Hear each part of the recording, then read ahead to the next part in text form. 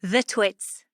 Written by Roald Dahl, narrated by Steffi Medrano and David Aiken. The Wormy Spaghetti.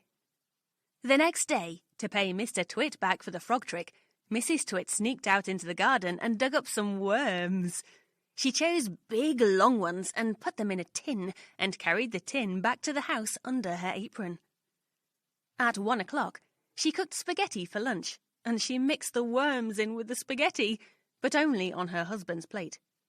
The worms didn't show because everything was covered with tomato sauce and sprinkled with cheese.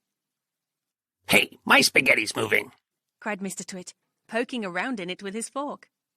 "It's a new kind," Mrs. Twit said, taking a mouthful from her own plate, which of course had no worms.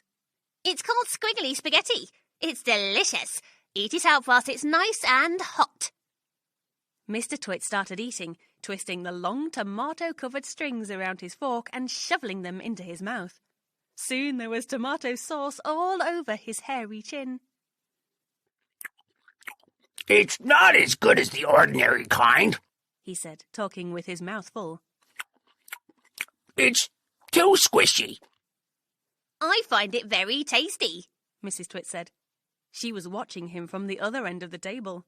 It gave her great pleasure to watch him eating worms. "I find it rather bitter," Mr. Twit said. "It's got a distinctly bitter flavor. Buy the other kind next time."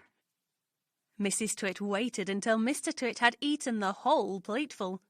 Then she said, "You want to know why your spaghetti was squishy?" Mr. Twit wiped the tomato sauce from his beard with a corner of the tablecloth. "Why?" he said. "And why it had a nasty, bitter taste." "Why?" he said. "Because it was worms!" cried Mrs. Twit, clapping her hands and stamping her feet on the floor and rocking with horrible laughter.